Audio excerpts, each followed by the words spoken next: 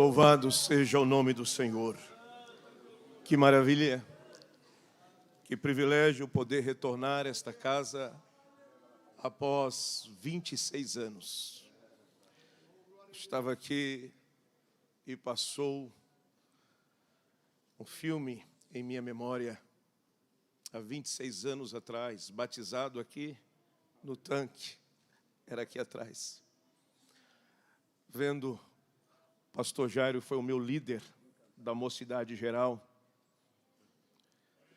O último trabalho que eu participei foi na Cava do Bosque. Meu pastor Santana, irmã Lourdes. Estou vendo também a mãe digna, esposa do pastor Jairo, irmã Rosana. Deus abençoe. Trago a saudação, pastor, do pastor Wellington Júnior. Amém. Ao senhor, ao seu papai, da irmã Lídia, nossa coordenadora ali do setor, departamento das mulheres, e da dona Emade, também a senhora. Agradecendo a Deus e rever aqui pastor Jefferson, que tão bem me recebeu ali na congregação do Casa Grande. E é um prazer, irmãos, estar aqui. Que maravilha. Saudando ao pastor, eu saudo todo o corpo de obreiro aqui da casa. Eu quero, nesta oportunidade, chamar as vossas atenções para o texto que está inserido no capítulo 7 do Evangelho segundo escreveu Lucas.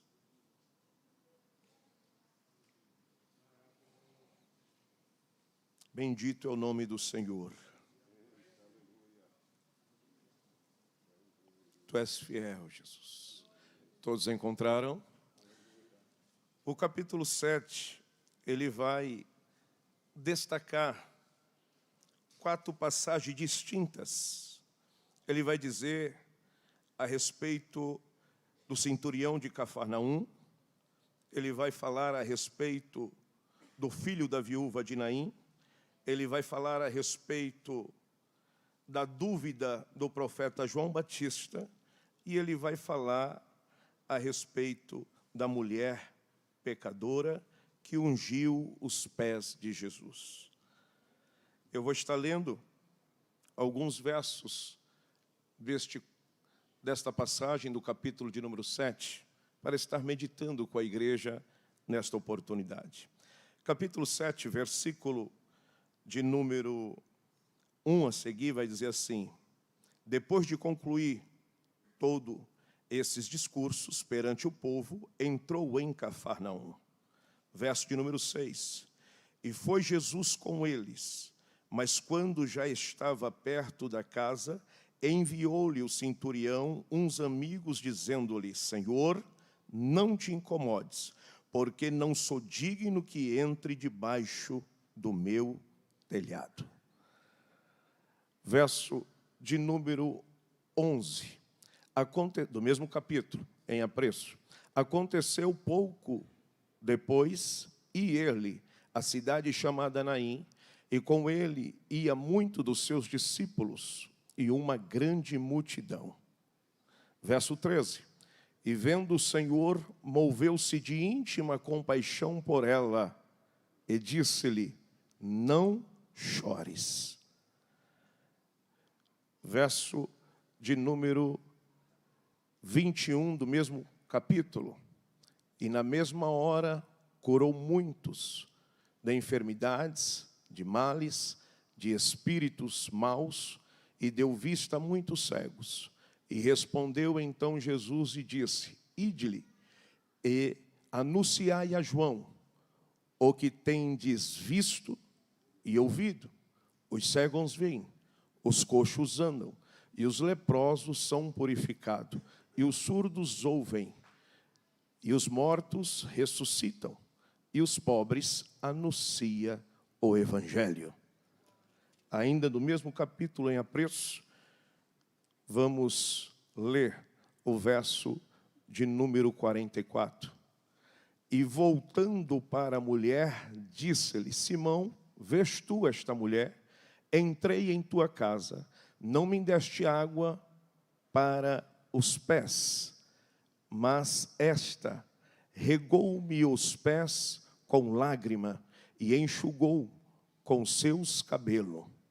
Não me deste ósculo santo, mas essa, desde que entrou, não cessa de me beijar os pés.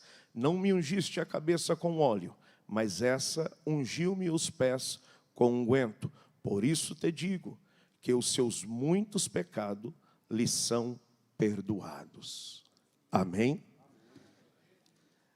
Amada igreja do nosso Senhor Jesus Cristo, eu entendo que o Senhor nosso Deus, Ele jamais nos reúne em vão. Sempre quando Ele nos reúne é porque Ele tem algo a tratar com cada um de nós.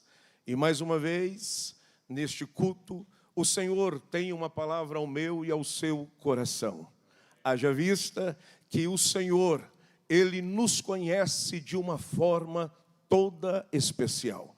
Deus conhece as nossas particularidades. Deus sabe quem somos e sabe daquilo que necessitamos ouvir da sua parte.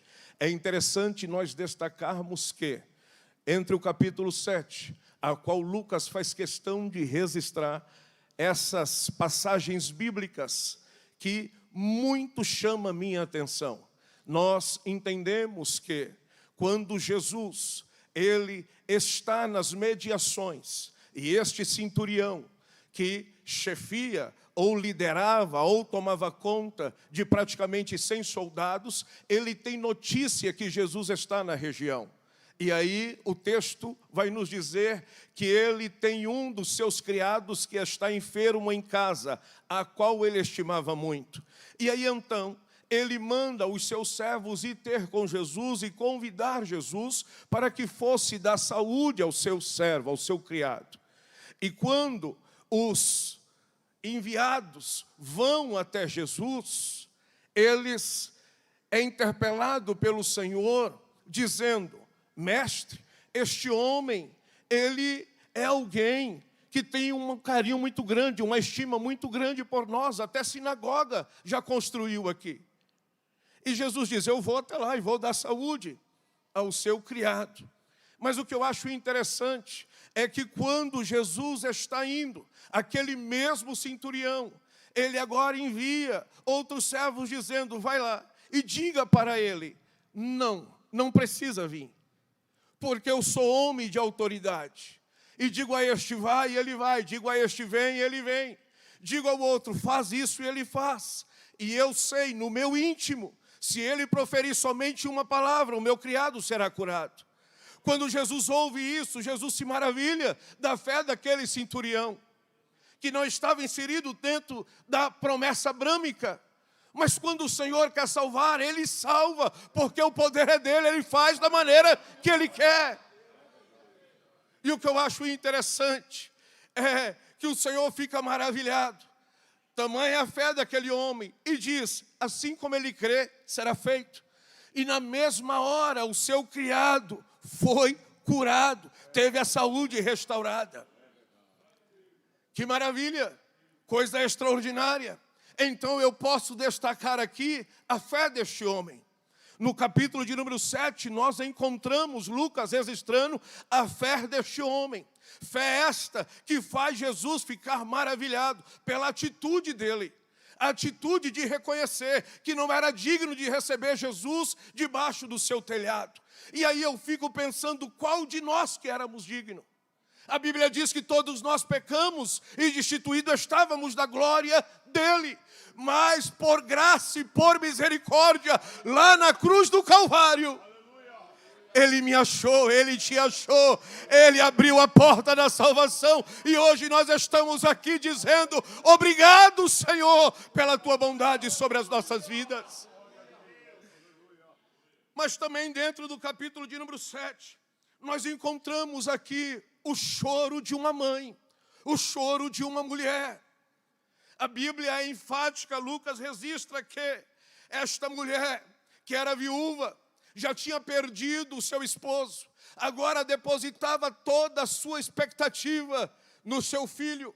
Mas a morte vem e ceifa também a vida de seu filho. E agora ela vai com um cortejo fúnebre sepultar o filho, o seu único filho. Só que no meio do caminho ela encontra com Jesus. E o texto vai dizer que Jesus olha para ela e ele é movido de íntima compaixão. Oh, glória! Aleluia! Porque todos os sonhos, todas as expectativas daquela mãe agora havia acabado. Mas Jesus, foi cantado aqui, Ele altera o caminho. Jesus, Ele altera algumas coisas para dar vitória àqueles que precisam, porque Ele sabe da sua necessidade. Oh, glória! Oh, glória! E aí Ele vê, e o choro daquela mulher chama a atenção do nosso Cristo. Aí Ele para, e a multidão que vinha com Ele, vinha alegre, vinha jubilosos, mas quando Ele vê aquela mãe chorando, o seu sentimento agora é de compaixão por aquela mãe, pelo choro daquela mãe, e Ele olha para ela e diz: mulher, não chores. E aí você há de convir comigo, como não chorar? O esposo já havia partido, agora o filho, como não chorar?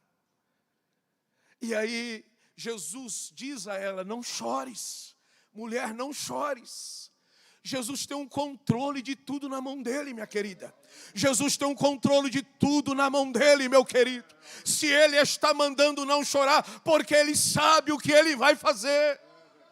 Porque muitas vezes nós choramos mesmo, porque a vida, ela muitas vezes vem e nos causa surpresa, e aí nós ficamos a conjecturar: mas eu sou teu servo, eu te sirvo, eu estou na tua casa, fazendo a tua obra, como que o Senhor permite acontecer isso? Querido, o controle de tudo está na mão dEle, é Ele que tem o controle de tudo.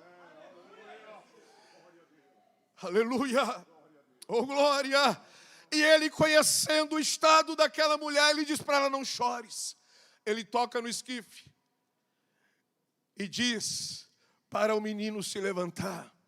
E o menino se levanta, aleluia. E um grande temor se apodera da multidão. Por quê? Porque é Jesus que está operando o milagre. Quem diz que Ele não opera milagre ainda nos dias de hoje? Ele tem poder para operar milagre e maravilha. Por quê, pastor? Porque o sol da Palestina não conseguiu secar o poder do sangue, nem a chuva diluir a virtude desse sangue. Ele tem poder para operar maravilha ainda nos dias de hoje, porque Ele não mudou. Ele não mudou, Ele é o mesmo ontem, hoje e será eternamente. Creia.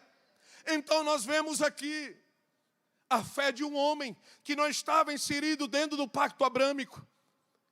Vemos aqui um choro de uma mulher, a qual Jesus teve compaixão dela e ressuscitou o seu filho. Mas agora nós nos deparamos com a quarta passagem bíblica desse texto do capítulo 7. A dúvida de um profeta. É um pouco complicado nós tentarmos entender como que pode um profeta duvidar. Duvidar do próprio Cristo. Como que pode isto? O próprio Cristo diz a respeito desse profeta que agora está em dúvida, que nascido de mulher, ninguém, absolutamente ninguém, foi maior do que ele. O seu nascimento já foi um milagre. Quando o seu pai Zacarias, a sorte caiu sobre ele, ele adentrou no templo para oferecer o sacrifício de incenso. O anjo Gabriel aparece para ele e diz que ele e sua esposa iriam ter um filho. E ele não creu, e o anjo diz: porque não creu, ficarás mudo. Mas tem uma coisa: quando o menino nascer, coloque o nome dele de João. Porque Deus tem o controle de tudo, até da vida e da morte está na mão dele. O tempo determinado, está lá, João nasce. E Zacarias passa todo o tempo de gestação mudo. E ali aquela, como será o nome do menino, como será? Ele pega uma tábua e escreve: o nome do menino será João. Oh glória, bendito seja o nome do Senhor. Esse mesmo João, profeta, a qual Jesus deu testemunho dele, que deixou de estar pregando nos grandes templos de Jerusalém, para estar pregando lá no deserto. Mas a palavra de Deus, ela não espalha, ela atrai.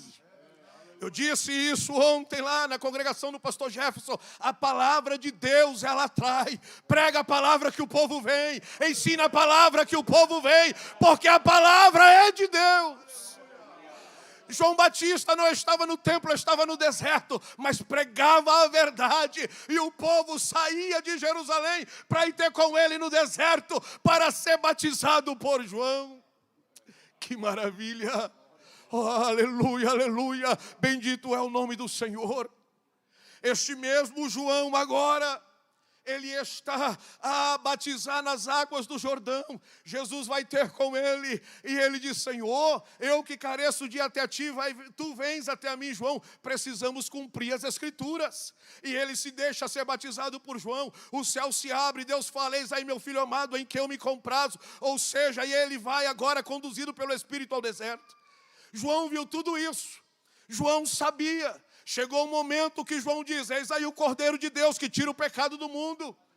João sabia quem ele era. João tinha noção de quem ele era. E certa vez ele foi indagado, ele diz: não sou eu só sou uma voz, mas aquele que vem após mim, ele sim. Então João sabia de tudo isso. Só que agora João está preso. João está no calabouço. E eu quero dizer algo aqui da parte do Senhor nosso Deus.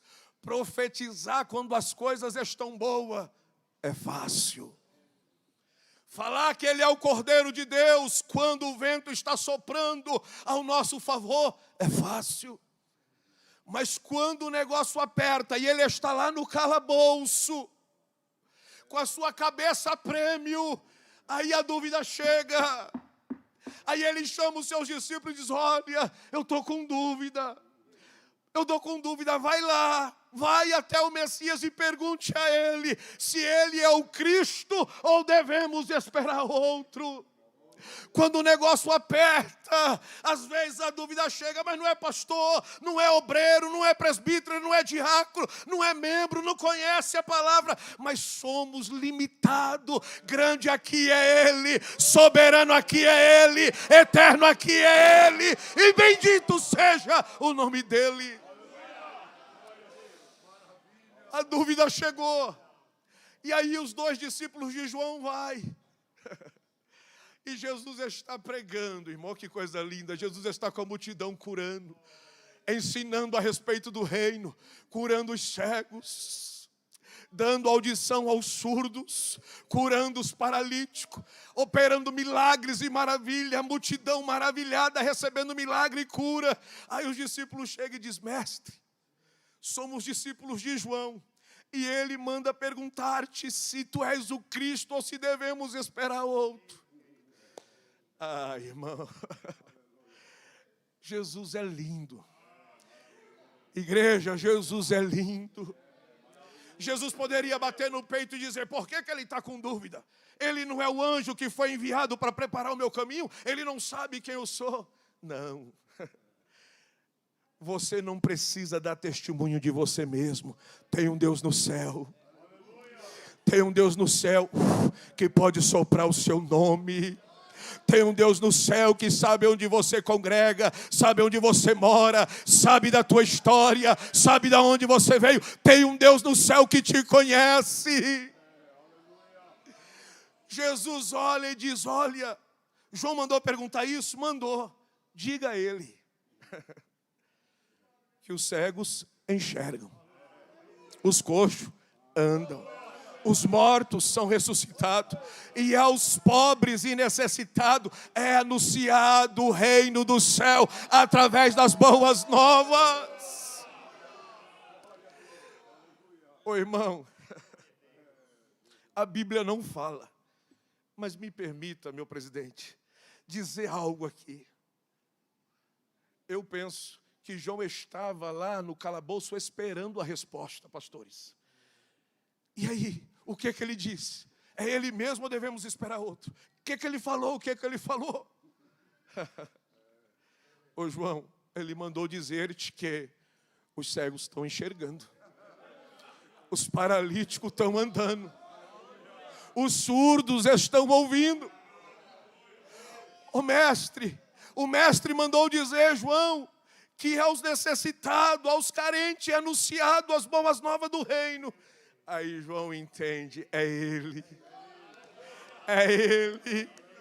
É Ele mesmo, é Ele que está aqui nesta noite, é Ele que tem poder para salvar, é Ele que tem poder para libertar, é Ele que tem poder para batizar, é Ele que tem poder para curar, Ele é o Senhor desta igreja, Ele é o Senhor do corpo de obreiro, Ele é o Senhor das nossas vidas, é Ele.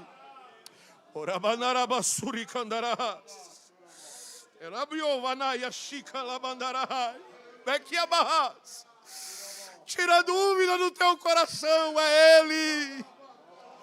Igreja de Ribeirão Preto, é Ele que está na frente, é Ele que tem abençoado, é Ele que tem dado crescimento, é Ele, porque Ele é o dono da obra. Oh glória, bendito é o nome dEle. Tu és fiel, Senhor, aleluia. Então nós vemos aqui, aleluia, a fé de um homem que não tinha nacionalidade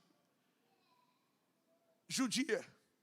Nós vemos o choro de uma mulher. E nós vemos agora a dúvida de um profeta. E não era qualquer profeta. Era João o Batista. Só que Lucas faz questão de registrar também a respeito da mulher pecadora. E aqui eu acho interessante algo extraordinário.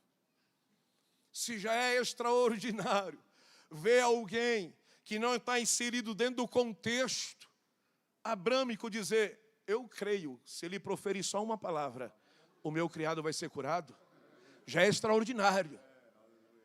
Já é extraordinário você ver ele dizendo à mãe, não chore, o menino vai se levantar, e o menino levanta.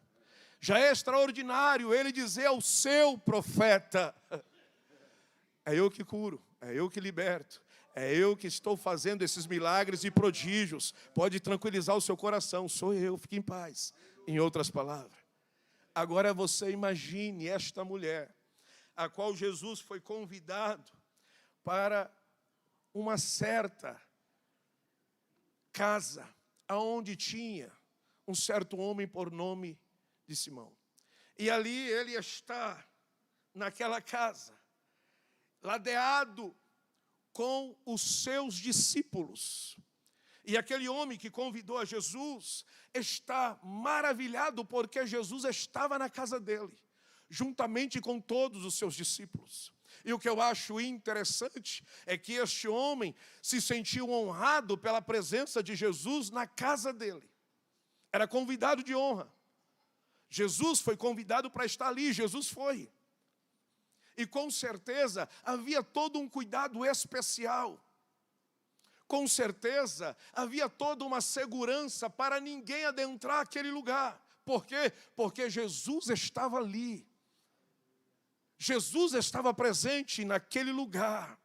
Só que o texto vai nos informar que além daquele homem convidar Jesus, e Jesus está presente, com certeza fazendo refeições com os seus discípulos, Jesus não se manifesta naquele lugar. Porque uma coisa é estar presente, outra coisa é se manifestar.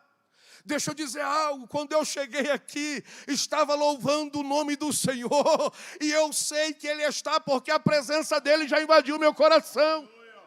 Mas tem muitos lugares por aí que nós chegamos e sabemos que Ele está, mas Ele não se manifesta mais, porque uma coisa é estar, outra coisa é se manifestar no meio do povo. E Ele estava presente naquela reunião, estava presente naquele recinto, mas Ele estava quieto. Todos sabiam que Ele estava ali. Todos tinham noção que era Jesus que estava ali. Só que daqui a pouco, houve um barulho. Entra uma mulher. E a mulher entra desesperada. Os seguranças, que com certeza tinha ali, não impediu aquela mulher de entrar.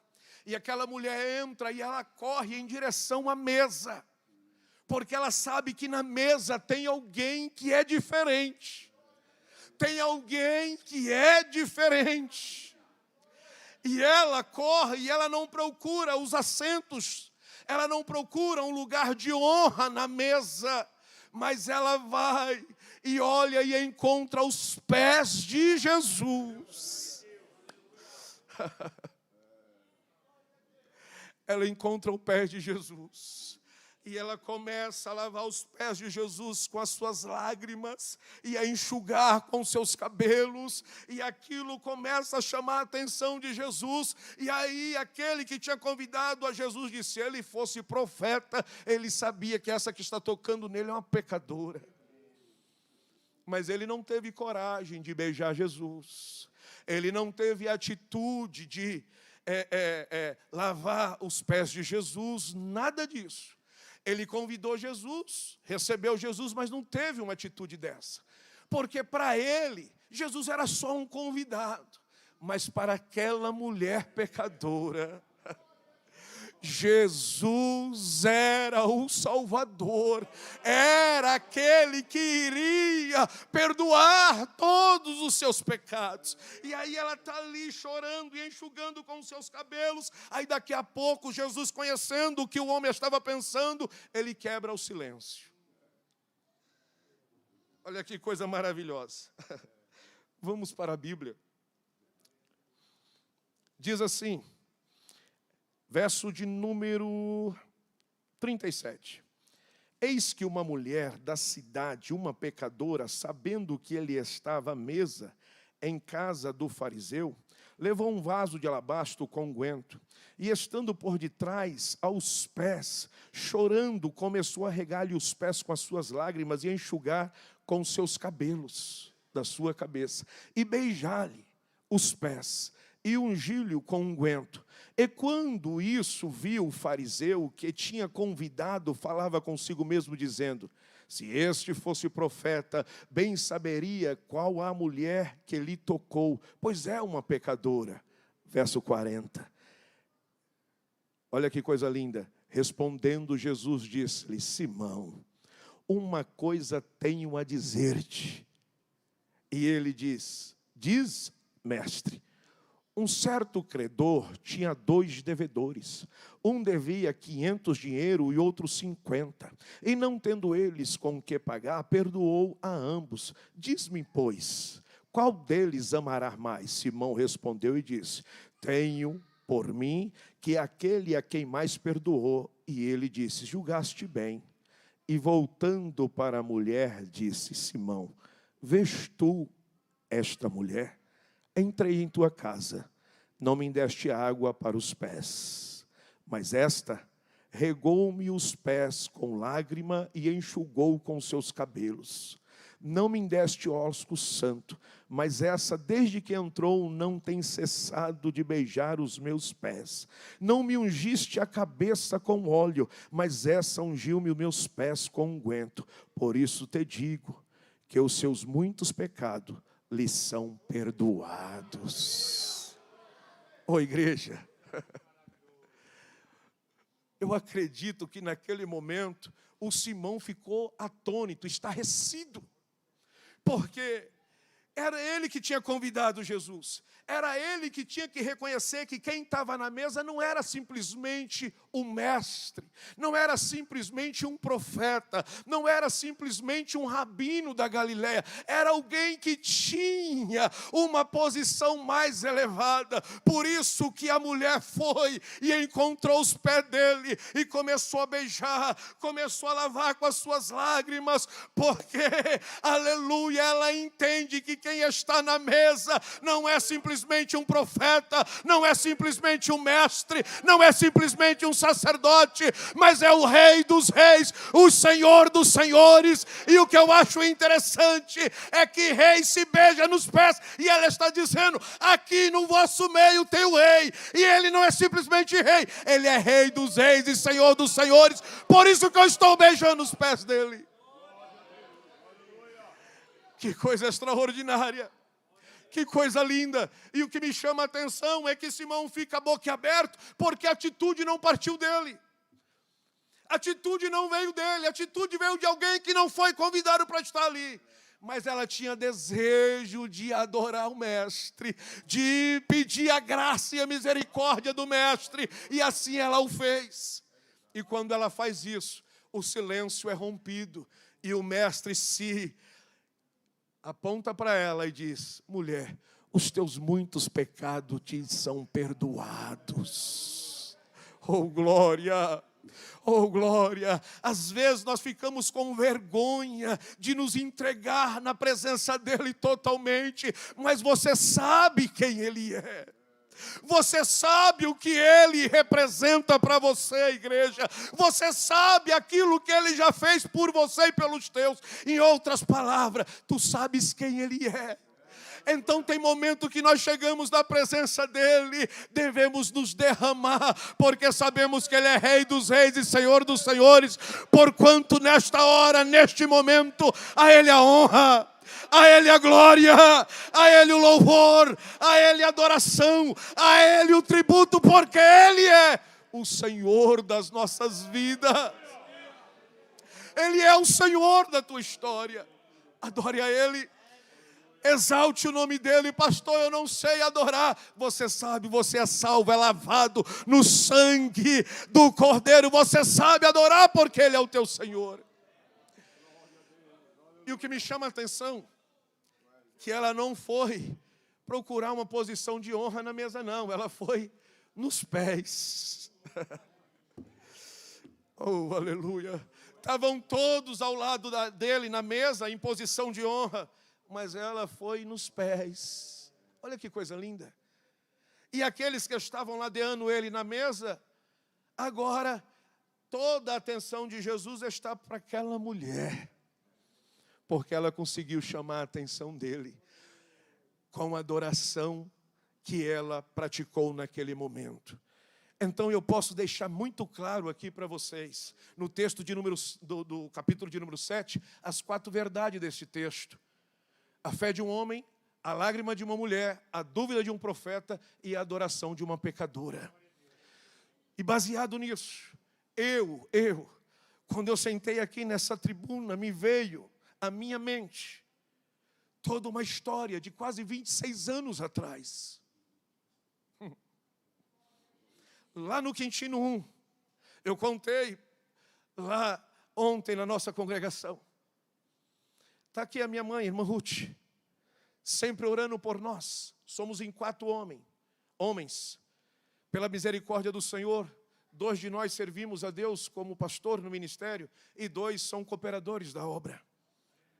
Só que Deus fez algo no meio da nossa família e nos trouxe lá de Guarulhos para cá. Em meados de 96, comecinho de 97, chegamos aqui. Minha mãe já servia ao Senhor, porque meu avô, diácono Mário Ferreira, era diácono da nossa igreja, aqui em Ribeirão Preto. E aí então, minha mãe foi ao culto com a minha irmã e com o meu irmão. E eu fiquei sozinho na casa do vô. Com 17 anos de idade, pastor Jairo. Me deu um medo naquele dia. Casa grande. E eu fiquei sozinho naquela casa. Entrei no meu quarto e dobrei o meu joelho e disse: Senhor, eu ainda não te aceitei como meu Salvador. Mas fala comigo, Senhor. Eu preciso de uma certeza que Tu és Deus e que Tu és o Cristo. Fala comigo, eu vou para a igreja. Minha mãe já foi, meu irmão já foi, minha irmã, meus tios, e eu estou aqui, eu vou para a igreja. E aí eu me arrumei rapidinho, 8 horas, eu cheguei lá na igreja do Quintino 1. Fiz questão de passar lá na frente, pastor. Cheguei lá, sentei no último banco. Aí o pastor, já de saudosa memória, Zé Bezerra, deu a oportunidade ao diácono Lindomar. O diácono Lindomar tomou a tribuna, Deus tomou ele e diz: o jovem que acabou de chegar, jovem, você não é crente, mas Deus me mostra que você dobrou o joelho lá na tua casa, no teu quarto, dizendo: Deus, se Tu existe mesmo, fala comigo, me dá certeza da salvação. Jovem, Jesus existe e Jesus tem um plano na sua vida, jovem. Eu comecei a chorar, levantei os 2 braços, saí do último banco e vim para o altar. Minha mãe foi me encontrar no meio do caminho, do corredor, e veio comigo. Ele disse: jovem, Deus tem um plano na sua vida e Ele tem pressa. Ele vai te usar na sua obra. Me batizei. Se tivesse uma água ali de tanque, eu já me batizava ali, a certeza, pastor. Que Jesus existe mesmo. Jesus existe, igreja. Ele é fiel e Ele está aqui. Mas, pastor Santana, logo por aqueles dias, marcou o batismo aqui na nossa sede. Vim, me batizei. Fiquei 1 ano, voltei com 18 anos, 18 para 19 anos para Guarulhos. Com 21 anos me casei. Com 21 anos, pastor Wellington Júnior, com 6 meses de casado, olhou para mim e disse: Deus tem um plano na sua vida e Ele tem pressa. Eu vou te consagrar ao ministério. Eu falei: mas pastor, eu acabei de casar. Deus tem pressa. Me mandou para uma congregação e eu me lembro como se fosse hoje. Ele disse: se eu te separar aqui, vai dar muito falatório, porque você é muito novo. Você vai para uma congregação, eu te separo lá e te trago para cá e já te envio para dirigir igreja. E assim ele fez. Com 6 meses me separou e me trouxe e diz: agora você está com 22 anos, você vai dirigir igreja. Minha primeira igreja com 22 anos, com 6 meses de casado. Aí eu ficava olhando e dizia: meu Deus. E eu ficava pensando, pastor Jário, nesse Jesus que cumpre promessa. Há mais de 22 anos que eu estou dirigindo igreja, servindo o ministério como servo, como pastor. E em todo esse tempo eu aprendi. Oh glória! Oh glória! Se você for fiel, Ele é fiel. Se você o honrar, Ele vai manter a fidelidade dEle com você. Ele tem cuidado, tem dado graça. E hoje nós estamos aqui para dizer a você: você precisa crer que Ele é o Senhor da tua vida. Pastor, eu estou chorando, Ele tem poder para cessar as tuas lágrimas. Pastor, eu estou com dúvida, Ele tira a tua dúvida. Pastor, o que eu preciso fazer? Reconhecer que Ele é e adorar Ele como único e suficiente Salvador da tua história. Porque Ele tem poder para salvar você, salvar a tua casa, salvar a tua família e abençoar a tua história, porque Ele é o Senhor desta igreja. A Ele a glória, a Ele a honra, a Ele o louvor. Oh glória, oh glória, bendito seja o nome do Senhor. E Deus faz assim.